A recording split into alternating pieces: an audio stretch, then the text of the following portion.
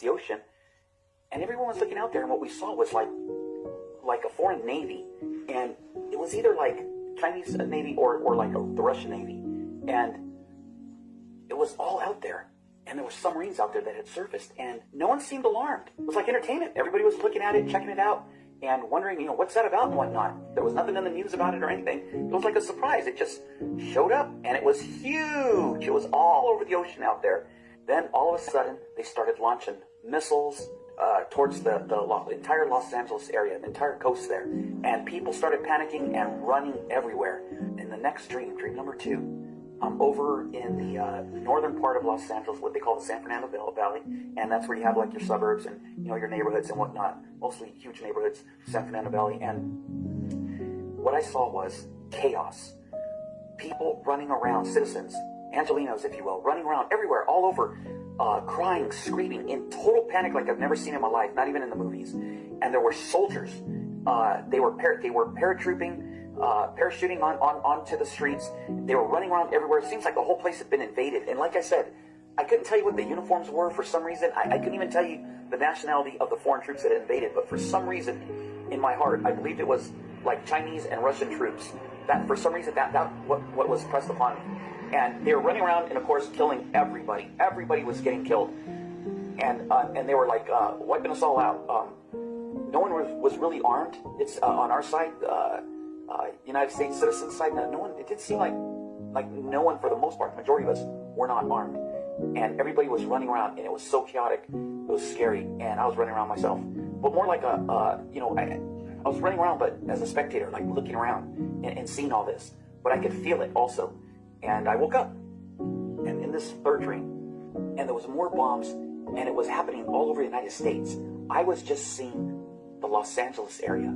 Everybody was shocked. That's what the biggest feeling was shocked. No one could believe that this was actually happening, that this was happening to us, because we've never really been attacked except for like, the Alamo, Pearl Harbor, that sort of thing. And of course 9/11. But nothing like this magnitude, where there's troops running around like this magnitude. All this is in one night, mind you. In the fourth dream, it was more of the same, and it showed people in their homes, and they're in their homes and they're trying to hide. Everyone's trying to hide by now, and more troops are coming in. Foreign troops invading more and more and more. It was a total invasion of the United States. The skies were filled with planes. Bombs were dropping. Tons of United States citizens were being killed, and it was evident that the United States was falling. That was the thing in the dream. And it was evident that this was the end times. It was the end times. I couldn't tell you if the rapture had already occurred. I don't know. It was the fall of Babylon. It was the fall of the United States. It was part of the tribulation, and the United States was falling. And the fifth one was the most scariest. On the fifth dream, what I saw was there was a small group of people in the United States. Like the militias, like the preppers. They were the preppers, the militia, the conspiracy theorists. The Minutemen, so to speak. The brave. There was a group of people that decided they're going to fight back, and they had their rifles, hunting rifles, their firearms and whatnot, and they were pretty organized for these groups, and they were civilians. It was not the military. It was us, regular people, neighborhoods, got their guns and band together like old veterans and stuff, guys that knew a little bit about fighting and whatnot, and they grouped together and they fought back, and they fought valiantly, and they were like heroes. I mean, they fought to the death, and that was the thing, is they were all killed, they were all slaughtered, but they fought nobly, and the thing is, it was such a small group that it's like they didn't have a chance, but they fought, and they were all wiped out, and they're fighting all over the United States to take back the land, take back our country from the enemy. But like I said, it was almost futile, and it was as if they knew it, but they fought nonetheless, like great Americans, like this country is all about. This is what we do, and we'll rally, we'll fight, and that's what these guys were doing. So there was a group, but it was a small group. It was a small group, man. And here's the thing, the sad thing on the other flip side of that story was, people were so broken and so shocked about being invaded and taken over that it's like they died without even being killed by the enemy. It's like their hearts had stopped. like they died of heart attacks. You know how they say in the Bible, in the end time, the hearts of men will stop? It will cause the hearts of men to stop. It's true. There was tons of people that instead of fighting or hiding or something, they killed themselves. They would just jump out of buildings to end it all. Instead of trying to fight, they wouldn't pick up a weapon to fight against this invading foreign force. They killed themselves, jumping out of windows. So the ones that hearts didn't fail them, well, they failed themselves by jumping out of windows. I saw a lot of that. It was a lot of jumping out of windows and killing themselves. And in the end, what I realized was that the United States had fallen. Babylon had fallen.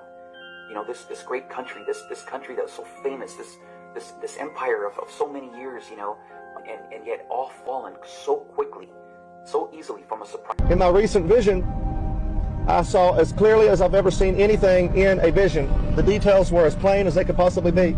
And what I saw was a major city in the United States of America. I couldn't identify the city, I just knew it was a major city in the United States of America. That city had been destroyed. It was utter destruction. And what I saw in the vision was a military helicopter flying overhead, and the side door of that helicopter was open. And I saw an Asian soldier that was sitting in that helicopter that was flying by, and I knew in the dream that he was Chinese. And on the side of the helicopter was the medical plus sign. I don't know if there's a better term for it than that, but you know what I'm talking about, the plus sign that would indicate that it was a medical helicopter.